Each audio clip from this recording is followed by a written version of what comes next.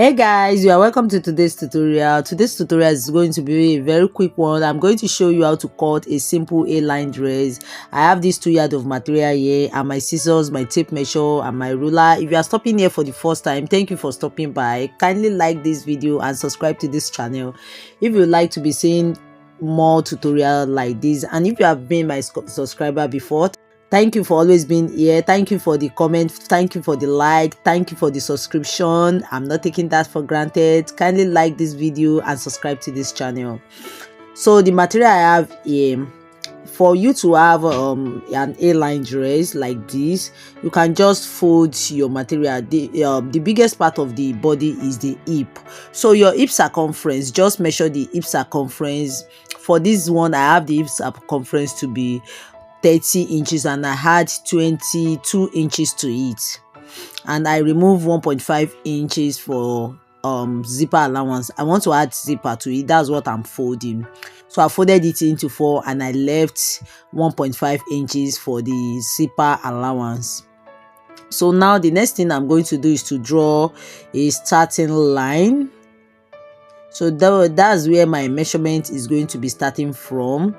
So the next thing now is to bring out the shoulder. The shoulder is 5.5.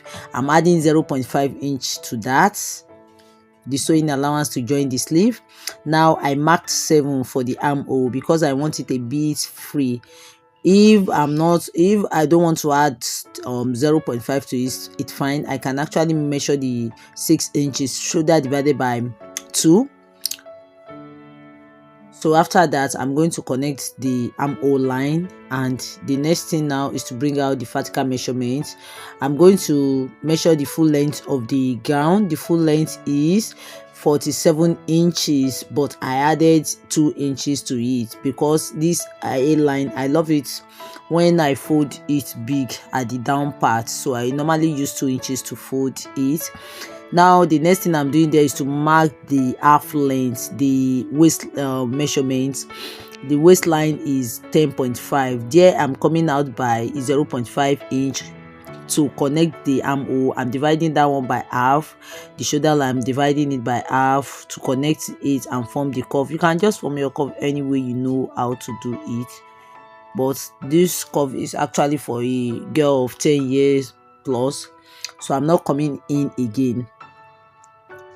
So the next thing now is to bring out the bust measurement. That's 28 divided by 4 to give me 7, and I'm adding 2 inches sewing allowance to it.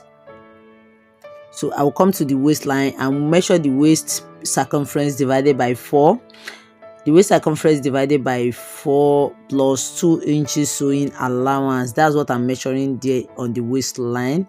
So I measure 6.5 and I'm going to measure 8.5 for the sewing allowance too. So there I'll connect that to the bust measurements. I'll connect the waist to the bust, and from there I will pick my ruler or my tape measure, anyone you feel like using, and I will draw an A line out to the full length of the gown.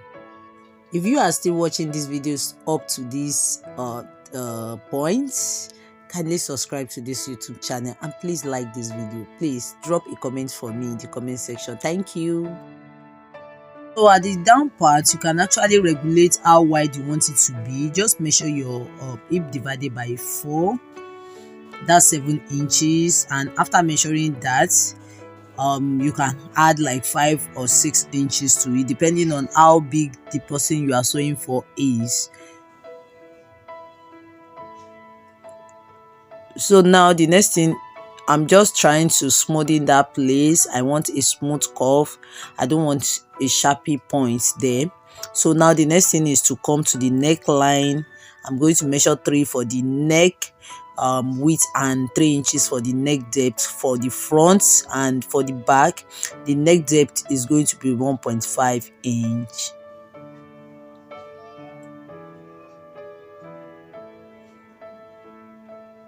So the back will not be as deep as the front neck.